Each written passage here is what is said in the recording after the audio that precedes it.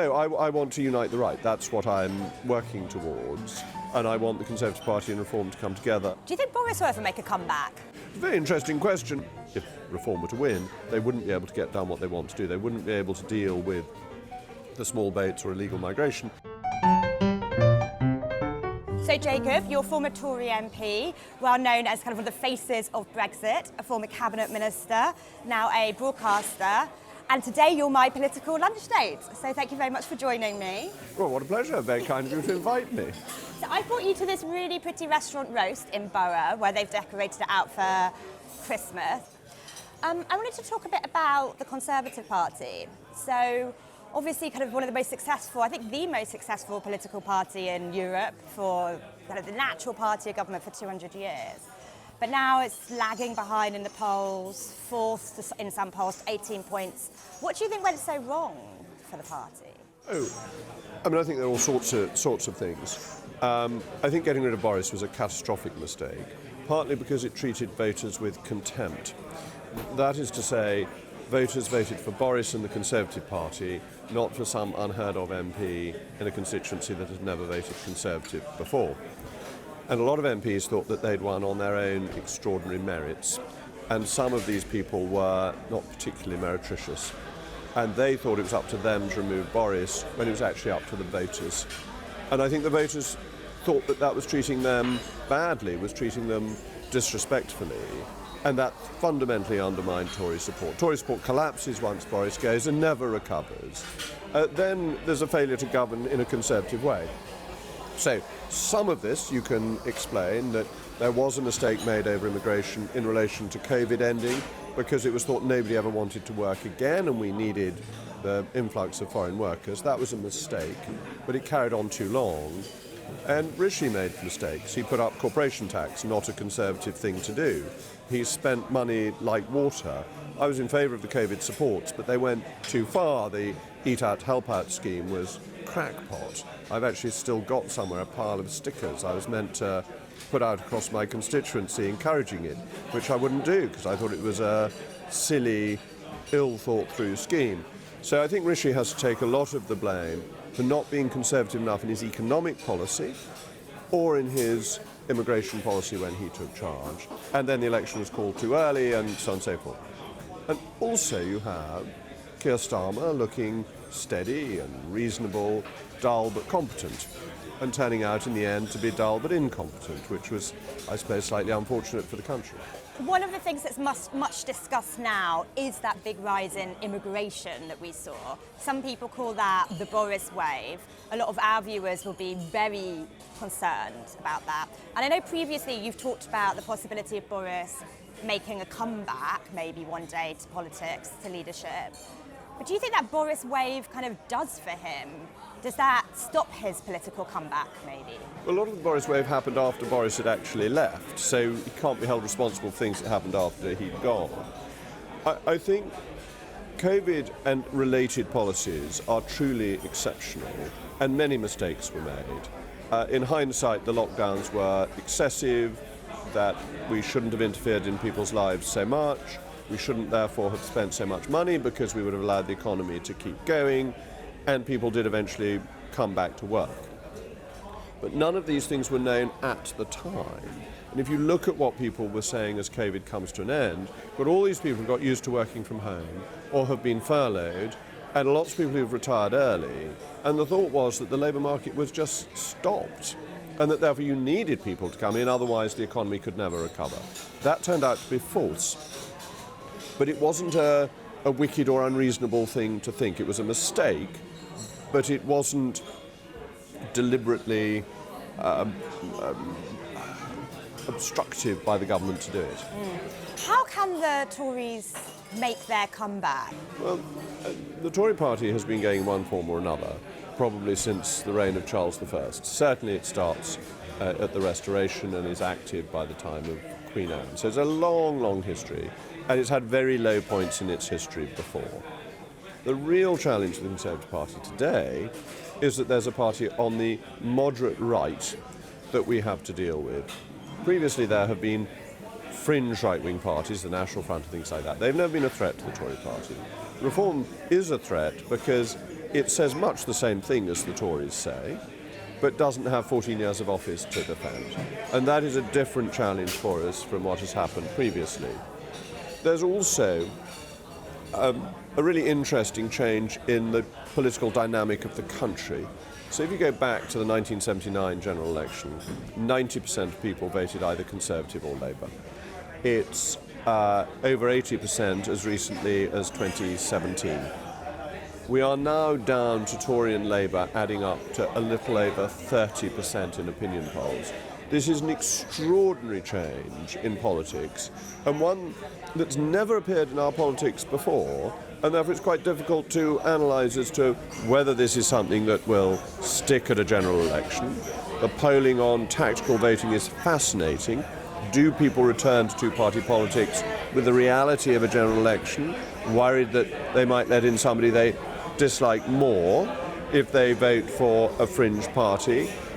Or is this the breaking up of the two-party system we've known for centuries? And I don't know the answer to that. I do know that it's extraordinarily interesting politically, and for people like us who are in the political journalistic world, because we've got more to talk about than ever. Exactly.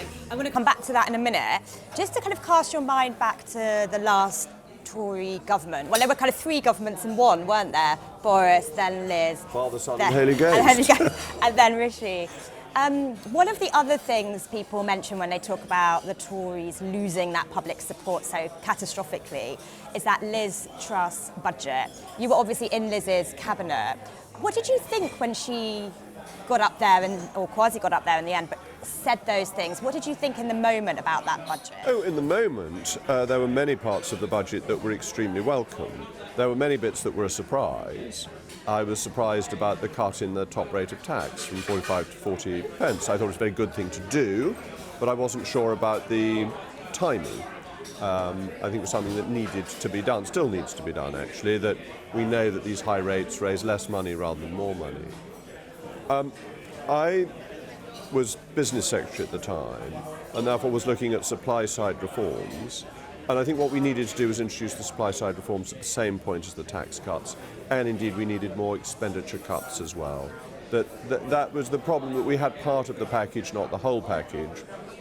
And of course, even the Bank of England now admits that most of the problem in the gilt market and in sterling was caused by the Bank of England, not by the quasi-Truss budget. So was that a mistake of a budget, or has that gone down in history unfairly as a kind of terrible, catastrophic budget? Well, it was obviously a mistake because it led to Liz Truss losing office within 7 weeks. So it would be absurd for me to sit here and say it was a brilliant budget. But what it was trying to do was clearly right, that the economy needs fundamental change. What is happening is that the state is spending too much and it's not growing fast enough. How do you get the economy to grow, and how do you get spending under control? Broadly speaking, the state is spending £200 billion a year more than it can afford. That is to say, taxation almost never gets above 38% of GDP. Government expenditure is at 45% of GDP. That 7% gap is simply unbridgeable by tax rises. It therefore has to come from spending cuts. That is, it's actually 190 billion, but it's not a lot of change from £200 billion. And with Liz, she's obviously been a bit of a thorn in the side of people in the Tory party since her own premiership. Do you think there is still a place for Liz in the Tory party, or do you think to kind of show there's clear blue water between now and then, they need to expel her in the same way Labour got rid of Jeremy Corbyn, say? Well, Labour getting rid of Jeremy Corbyn has turned out to be a terrible mistake, because he's then set up his own party and it's split the Labour vote. The Tory party has to keep its former leaders in. I think it would be disgraceful to throw out a former leader. She did her best as a Conservative leader. She was supported by the members. People then tried to get her out from the moment she was in. People basically didn't accept the result of what had happened because they were working for Rishi, and they're exactly the same people who were undermining Boris, who had got the support of the British voter. So no, I've got no truck with this idea that Liz should be removed from the party. I think it would be a scandalous thing to do. And you were kind of one of the scouts of that night, the 2024 general election. Many of us thought that North East Somerset wouldn't you know, I remember the years before people thinking that would be impenetrable, but that night was just so bad. How was that for you? What did it feel like? Oh, well, it was obvious it was going to happen. Did you sort of know that straight away in the election campaign? Pretty much, as soon as the election was called. I had one of those conversations with my wonderful agent, who I've worked with since 2006, which is actually now my PA, and sort of a week or so into the campaign, we had one of those conversations where neither of us wanted to say that I was bound to lose for fear that it would be so disappointing to the other. Yeah. And we eventually got to the point of saying, well, look, we both know we're going to lose and that we're going through the motions and we've got to do our best. But there's nothing we can do. What were you hearing from voters? Immigration, people voting reform, people wanting a change. And actually one of the funny things was how many people said to me, you've been a wonderful constituency MP, which they'd never said to me at previous elections. And it was as if people were saying, thank you, but good night. And they put it in, the British voter is a wonderful being, and they were putting it in such a kind way. They're saying, thank you for what you've done, but it's over now. Yeah. We'd all put a tenner on you making a comeback, running again at the next election. What are your hopes for yourself? Do you think you will stand again?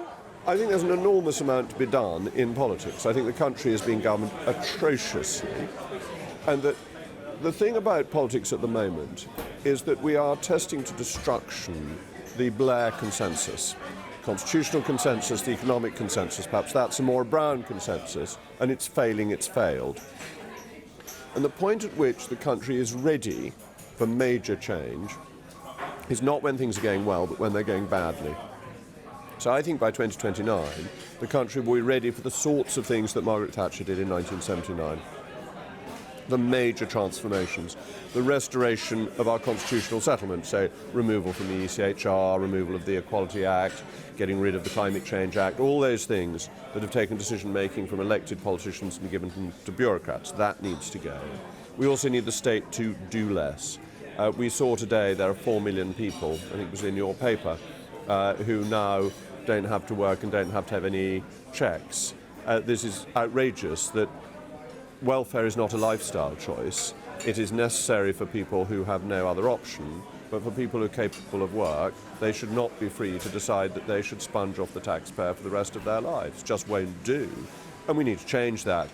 And that brings government expenditure down. We can't cut government expenditure without talking about the welfare budget, which is too high. We can't give money to the waspy women who don't deserve a penny.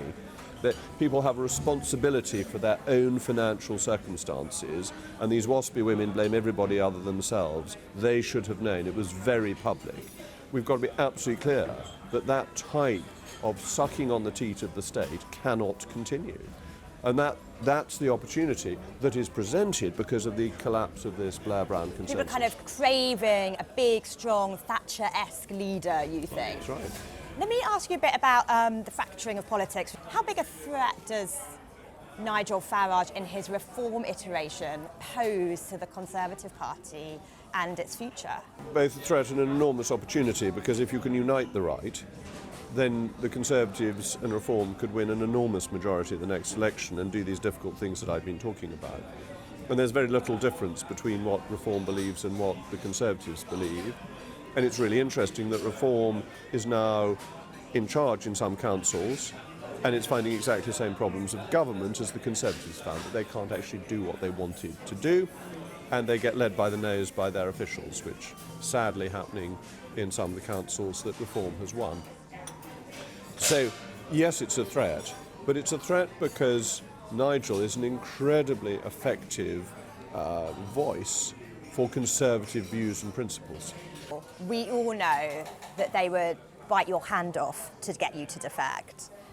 Would you ever defect? Have they ever asked? I don't know if they would bite my hand off. I mean, the Reform doesn't want to become a sort of nursing home for aged Conservatives, does it? It's got to be a bit careful about that. But no, I want to unite the right. That's what I'm working towards. And I want the Conservative Party and Reform to come together. I think there's such a good case for this. I think there are places in the country where the Conservatives have a better chance of winning, and there are lots of places in the country where Reform has a better chance of winning. So have you ever sat down with Nigel and said, look, let's do this deal? And what does he say to you when you say that? No, I mean, Nigel knows my views. I see Nigel most nights because he does the programme immediately before mine on GB News. So we say good evening to each other, and I've always liked Nigel, who's a friend of my father's before me. No, I haven't tried negotiating with him because I can't negotiate on behalf of the Tory party, can I? I'm not in that position. Yeah, that's fair. Do you think Kemi would want to do a kind of electoral pact with Farage and Reform? The key thing to remember is in first past the post you need your pacts before rather than after an election. The second thing to remember is that a leader of the party in these circumstances is like the governor of the Bank of England discussing devaluation of the pound. You must say no until you say yes. You can't hint at it until it's a done deal, because otherwise you undermine your own negotiating position. So I wouldn't expect either Nigel or Kemi to indicate they want to do it until we wake up one morning. Probably it'll be your exclusive, and it says deal done between the Tories and Reform. Very kind, Jacob. Hopefully, if anyone's watching. Well, it'll either be you or Brendan Carlin. I mean, no one else gets stories like this. We don't mention his name on this show. We have seen some Conservatives defect to Reform. Jake Berry and others. I think the most notable within kind of the Westminster bubble, within the Conservative Party, was probably Danny Kruger, the first sitting MP to defect this election. What was your reaction to that, and do you think we'll see others? Well, Danny is a very able man and was a very important gain for Reform. He's an impressive thinker, very good in terms of policy evolution. Bear in mind he worked closely with both David Cameron and Boris Johnson, so he knows the Conservative Party very well. I think that was an important gain for Reform, and it showed that serious Conservatives are thinking of Reform, and Reform needs this, because other than Nigel, there isn't much to Reform. And that's not to say there aren't able people. Rich Tice is very able, Sir Yusuf very able, and others, but there's no depth, and it's hard to see what a Reform cabinet would look like, because you've got to get 20-odd people into your cabinet, not just 3 or 4. And Danny going indicates that they may be attracting the sort of person who could become a senior minister if Reform were to win elections. So I thought it was very, very beneficial for Reform. People have been wondering if there's a moment where there's kind of almost a bit of a wholesale switch, kind of a whole bunch of Tory MPs, donors, figures, wholesale go to Reform. Do you think that moment might happen? Well, I see Bamford has given a couple of £100,000 to Reform, which is an important sign. I don't think it's imminent.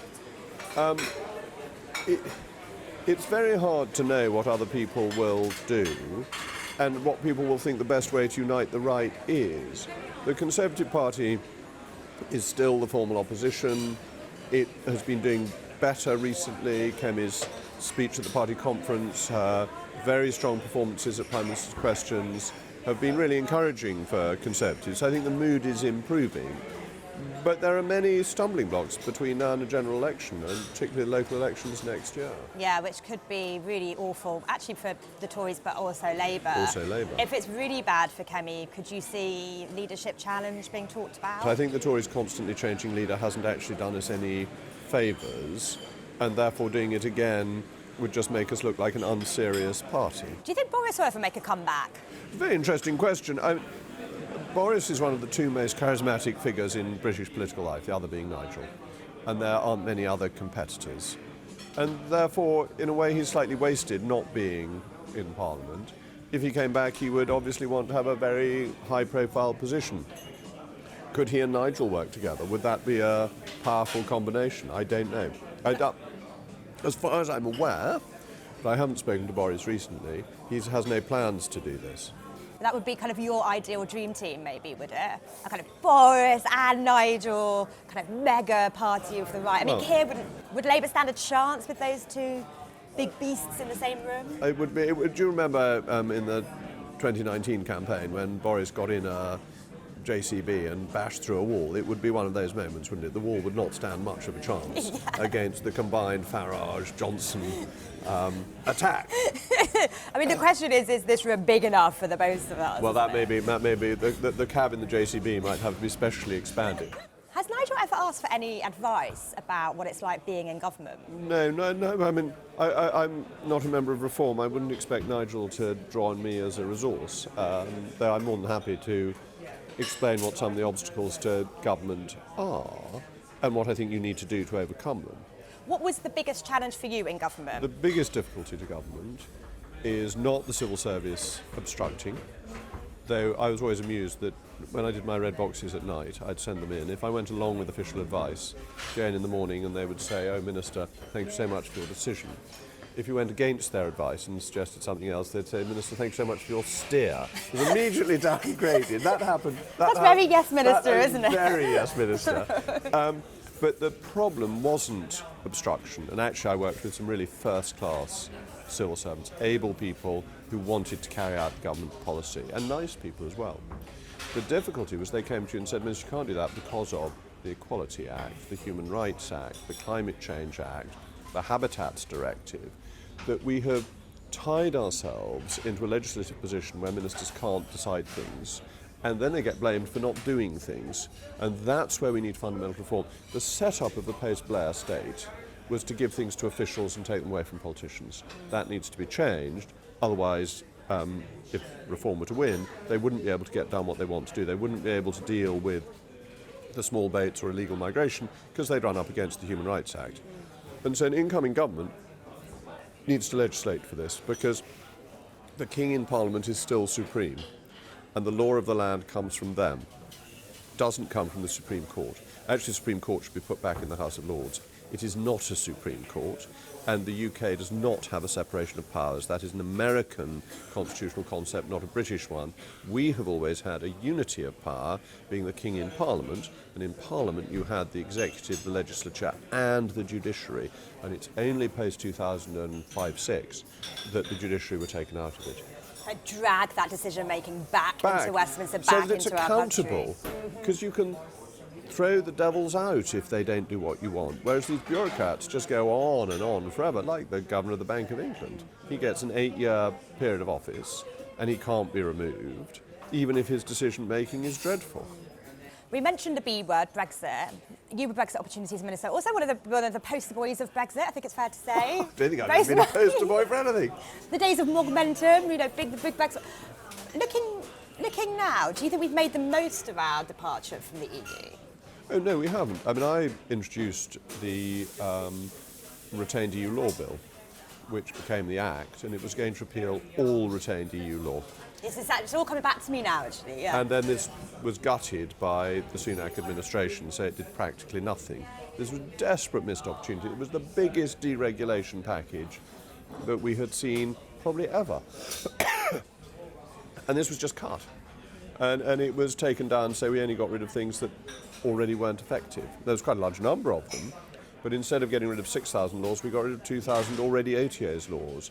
And that was a terrible missed opportunity, and it was the ossification of the Tory party's understanding, or its arteries, really, because the reason for not going the whole hog was that some laws might inadvertently be removed. And this is just accepting that the bureaucracy is more important than anything else, and that you take the risk of keeping things rather than the risk of getting rid of things. It's a wrong risk to take. It was a really stupid policy mistake. So what else could we do to kind of seize the opportunities of Brexit? Because I think it's true, isn't it? That a lot of people voted for it now feel actually pretty betrayed. Well, we should stop mucking around with a reset, offering billions of pounds to the EU. We should not give them any more money at all, ever. It should just stop. We should not do the fishing deal that we're doing with the EU. We should take back all our fish. We owe that to the fishermen, actually, who were very badly treated by membership of the European Union. We should open up free trade to the rest of the world. We keep prices high by providing a protected market not for British producers but for continental producers. We have no interest in doing this. Why should we subsidise Irish beef farmers? I don't care about Irish beef farmers. They're not my voters. I care about British farmers, and I care about British consumers getting lower prices. So there's a lot we could do on opening up markets, freeing up markets. We should also ensure that EU rules are removed lock, stock and barrel, going back to the chained EU law thing, because That's the supply side reforms that we need. How are we going to get house building going? Well, we're not going to, as long as we still have all this retained EU law. Which is where kind of jumping spiders can stop us building a home, because they That's right. You kind of can't build anywhere where you have these protected species. Well, it's just all balmy. I wanted to put a pond in Somerset, and I got pre-planning advice from the council. And they said I would have to consider commuting badgers. And one had these visions, a little badger with a bowler hat on, an umbrella on its arms, briefcase going across the field. I think it's ridiculous. Badgers aren't stupid. If there's a pond, they're not going to go for a little swim, What are is they? a commuting badger? That's a new one. I like that one. It's a term only a bureaucrat would use. It's all this sort of nonsense of regulation that we have got in this country. And actually, if we got rid of the EU regulations, we would then begin to think of our own regulation. We have been over-regulating ourselves for decades. The EU just made it worse. And what we need to do is deregulate massively. This will shock you. I'm glad you're sitting down. But I even feel sorry for David Lammy. Because why do we have a law? Say how? Yeah, go ahead. Why do we have a law that makes it illegal to fish in your own pond? And he got into trouble because he didn't have a licence from the Environment Agency, an unaccountable quango that has to employ people to enforce this balmy law. If I've got a pond and I've got a fishing rod and I've got the Vice President of the United States visiting, can't I go and do a little fishing without needing some bureaucrat to issue me with a licence? So we need a crazy law. Bonfire of these absolutely. quangos, regulations. Also, I looked at your due diligence for this filming. Have you looked at that? I hope so. You've done a full health and safety report. How dangerous is it? We're sitting in a restaurant, etc. I mean, a bauble might fall on our head. But this is cost. This is a cost to your business. Whereas actually you could just come here with a camera, and as long as the company agrees, that's fine. It's this unduly risk-averse approach to life that we now take that costs the economy. It makes us less productive. Let's move on to another B. Now we've done Brexit, the BBC. Oh, the BBC. BBC, like this, I guess it's another institution that's come in for a hammering recently. What do you think the future of the BBC is? Do they have a future as we know it? The BBC has a future if it becomes commercial. It needs to get rid of the licence fee. I mean, I'm a broken record on this. I've been saying this for the last 15 years, that the licence fee is a comfort blanket for the BBC that is suffocating it. If you go back to 1990, the BBC was one of the really important broadcasting companies in the world. It is now a bit player. Its revenue in real terms has gone up marginally compared to companies like Sky, where its revenue's gone up 50-fold, or Netflix. Netflix revenue is 5.5 times that of the BBC. Didn't exist in 1990. And because it's had this guaranteed income, it hasn't innovated, and it's lost a lot of what it used to do. So it used to be the leading sport broadcaster in the UK. Well, it isn't anymore. It used to be the leading drama producer. It isn't anymore. It's losing these things because it doesn't have the revenues. And it doesn't have the revenues because it's got a set index-linked revenue that seems very nice to have, but actually stops them doing other things. Look at the iPlayer. The iPlayer is brilliant, but it's not commercial. The BBC could have made so much money out of their iPlayer if it had commercialised it. So I think they need to bite the bullet, become commercial, go to Lisa and Andy and say, look, we don't want the licence fee anymore, we'd like it to phase out. It'd be hard to take it away in one fell swoop. They should also become more efficient. If you go on the BBC, which I'm sure you do, and you see the number of people working there, and then you come on GB News and you see the number of people working there, I think you'd see that GB News was more efficient. Fewer people working there for the output provided. Now, it's not a completely fair comparison, but there is something in it, that there is a lot of fat on the BBC, but the BBC doesn't get it. Its reaction to what has happened is not to say, oh my goodness, how could we have done this? Because the Trump thing is really disgraceful. He actually went on to say, let's go on a peaceful march down there to thank the senators and other people. And they splice it together to make it look as if he's inciting violence. It's a terrible thing to have done. And they're still defending it. They're still giving mealy-mouthed apologies. I thought the letter from the chairman to the chairman of the Culture, Media and Sports Select Committee was pretty wet. Not a full-blooded apology. And they think they can get away with it because they don't like Trump, you see. And so what do you think happens there? Should they settle? I'd never go to court in America if I could possibly avoid it. American courts, even if you win in America, you don't get your expenses.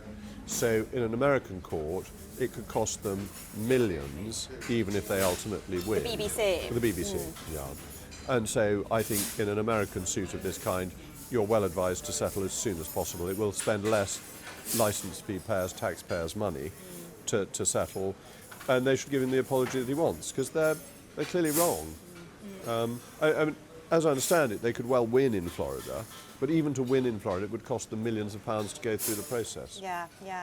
Did you think it's been accused of left-wing bias. Do you think it's, at its heart, a kind of quite too left-wing? I think its bias is a metropolitan bias rather than a party political bias. So there is a set of views and assumptions that they have in the BBC that they almost all have. It's sort of groupthink, rather than being their avid supporters of Keir Starmer, which they're clearly not, or of Jeremy Corbyn, or whatever it is. But what don't they like? They don't like Brexit. It's really interesting, because I went to the BBC a lot during the Brexit campaign, and they were very relaxed about Brexit, because all the people they met thought that Brexit couldn't possibly happen because they were all Remainers. They only minded after they'd lost, and they realised that the rest of the country didn't think like them, and then they were very upset about it. And their dinner party conversation is people who don't like Trump, they don't like Brexit, they're very keen on green issues, etc. They don't like reform, they think Nigel Farage is bad news, and therefore they have this culture that is a very sort of metropolitan Islingtonian culture, rather than sitting there saying, we all want to stop the nasty Conservatives. We've got a Labour government at the moment, and Keir Starmer sort of elected on this big Labour landslide, right? Huge landslide, and kind of made a virtue of being Mr. Boring. He was going to steady the ship after all the tumult of the Conservative years, recent Conservative years. But now there's all these kind of Westminster's thick with plots and talk of coups again. Do you feel a bit sorry for Keir that he's already kind of got these like knives in the back or in the front? Double, double, toil and trouble, fire, burn and cauldron bubble. This is absolutely fascinating, and my view is that it's over, because at the point at which Downing Street is briefing that I'm going on forever, I'm going to fight it, I don't like all these plots against me, means you're desperate. And dare I say, I remember being involved in these sorts of discussions when I was trying to help Boris, and you know by the time you've got your loyalists caballing to try and prop you up, it's too late, and nothing will be happening in government, because the civil servants will be thinking there's going to be change of government within the next few months. Therefore, there's no point in starting this new initiative. And this was true, this was really true with Boris, that things just really slowed down in those last few months as he came under more and more pressure. This will be happening to Starmer, therefore you can't take the initiatives that get you back into a stronger position, and so I think it's really difficult times for him. If broadly it's over for Starmer and it's just a matter of when, not if, who do you reckon would be a powerful Labour leader? Like, who could take over and give the Conservatives a run for their money? Well, it's two different questions, really. One is who could give the Tories a run for their money, and the other is who do I think is going to get it. Okay. I'll answer the second question first, because I think the obvious candidate for them to have is Ed Miliband. Because The return of Ed. Of course, I actually like him. I think he's a really nice man. I think his policies are disastrous, but let's leave that to one side. Why do I think he can get it? He's enormously popular with the Labour grassroots. He tops the Labour list poll time and time again.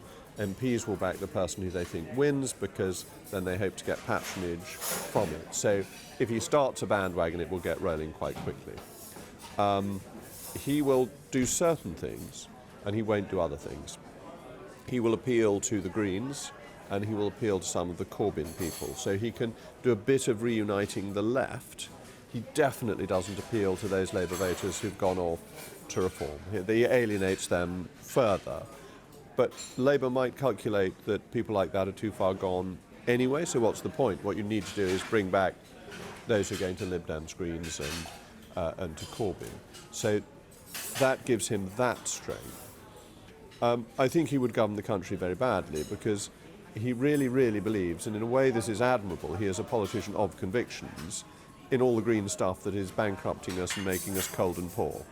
But he does believe in it, and he would push that further forward, and that would make us even worse off, less economically efficient, close down even more manufacturing, put up energy prices, you name it. Who would be the best leader in terms of the right? Well, I wonder whether their most charismatic figure isn't Angela Rayner. That she's got an oomph to her. Think back to when she took on Boris Johnson at Prime Minister's Questions. She was very good at it. She's funny, she's personable. I think the voters quite like her. It may be too close to the stamp duty scandal for her to enter the running now. My children say Riz rather than charisma. And I think Angela Rayner has Riz, though I may get in terrible trouble with Mary for misusing the word. And Wes Streeting, able man, but he hasn't managed to reform the NHS. I thought he would be able to bring in big reforms, and he hasn't managed it. Things are getting worse in the NHS, and they've just given lots of money and got less from it.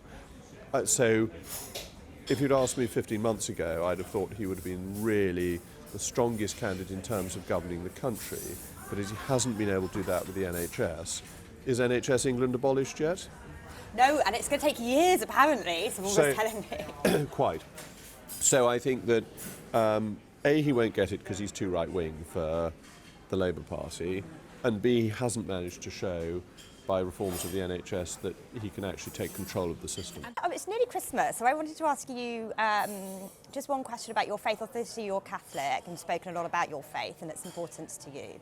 And there's been a rise, it's kind of trendy to be religious again. And that might sound like a bit of an odd thing to say, but we've seen a rise in take-up, haven't we, among younger people of religion, and particularly Catholicism.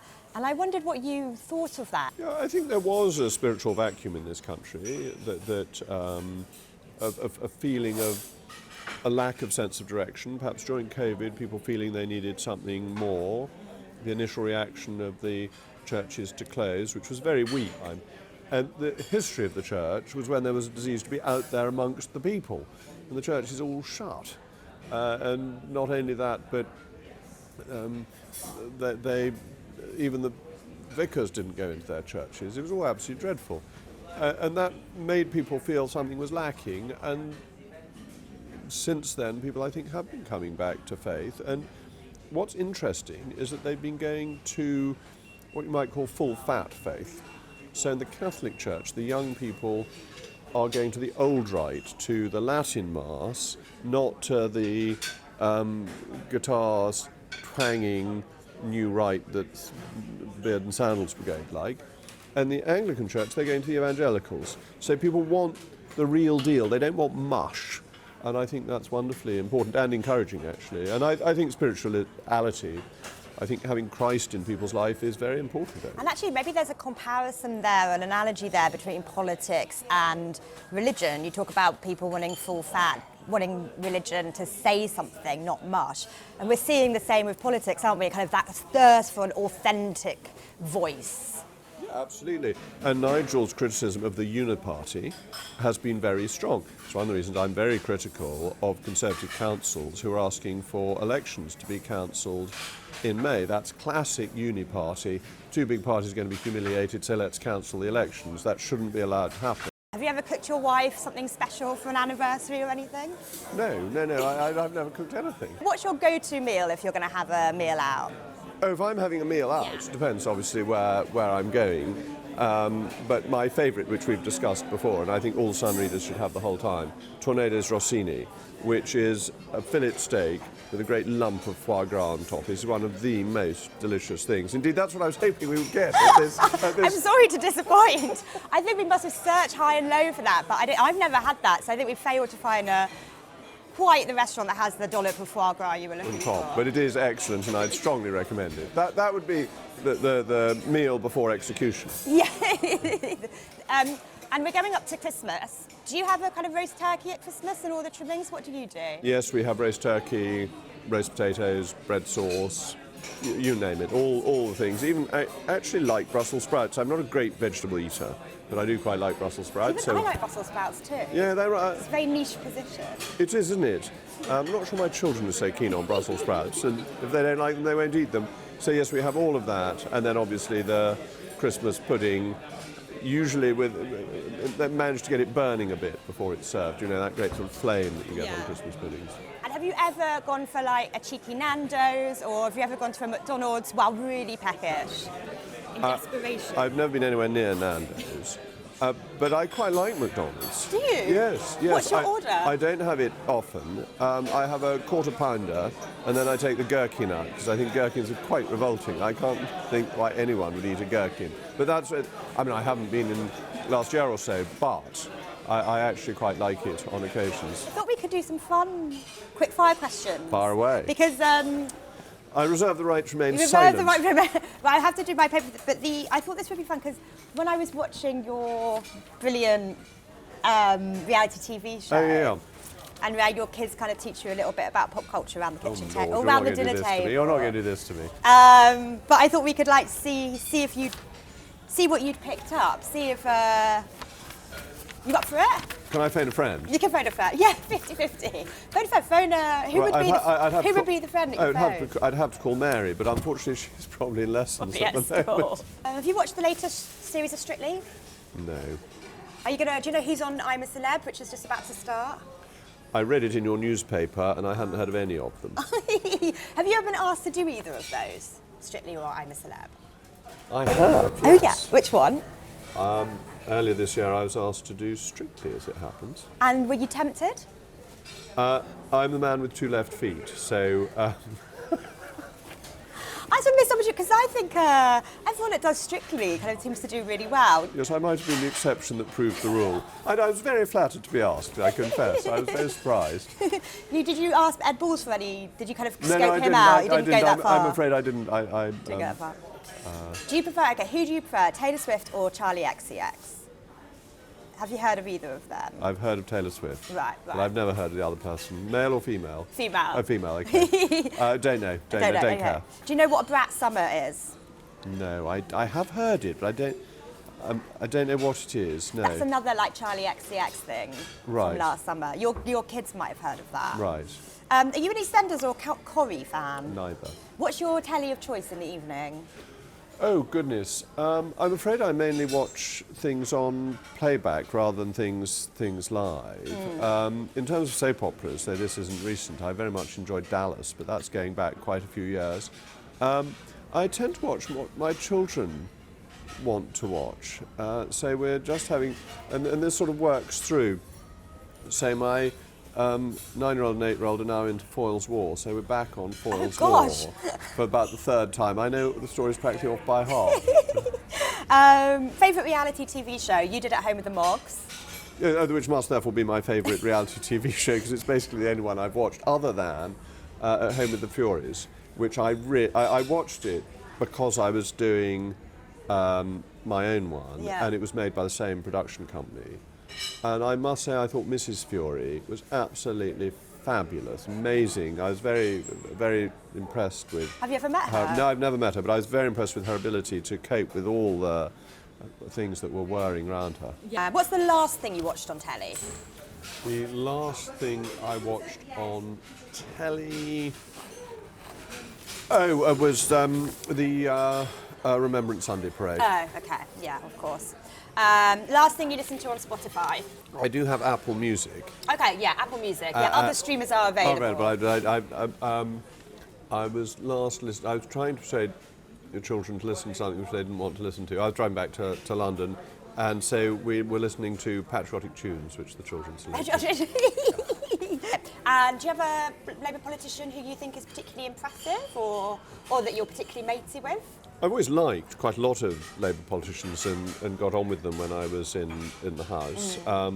I think highly of Jess Phillips, who I think is charismatic and interesting. I think highly, as I mentioned, of Ed Miliband. I mean, I think he's very dangerous, but I think he's a fundamentally decent man. So I respect and admire quite a lot of Labour politicians. And one prediction for me, we're about to have the budget soon. Yeah. Lots of speculation about might be in it. What do you think will be in it, and what do you think it will mean for Rachel Reeves and Keir Starmer? If you can be Delphic for a moment. Yes. Well, the great thing about the Delphic Oracle was that it always made statements that were impenetrable, so that whatever happened, it could say that we'd got it right. This is true. Yeah. So I'm not sure you want me to be that Delphic. You don't want it to be too Delphic. I think Rachel Reeves's career is drawing gently to a close. I don't see how she continues if she raises taxes, having promised not to a year ago, and if she breaks her manifesto commitments, she would be well advised to resign herself and say, look, I've got to do this, as with Callaghan in 1967 when he devalued. If you've made very clear promises and you have to break them, you have to be very straightforward about this. And Norman Lamont, similarly, he tried to resign after Black Wednesday. Major refused it because Major used him as a shield against threats to his own position. But Norman's reputation would have benefited had he insisted on resigning. So I think it's coming to an end for her. I think Starmer's in real trouble. You don't get these rumours of coups until things are bubbling away. And I'm sure your readers know this, but I think it's worth saying that people like you and Pippa Creer and the other people who've been writing about this don't just make it up. It comes from inside the heart of Downing Street, from people who are very close to Keir Starmer, saying that this is what he's doing.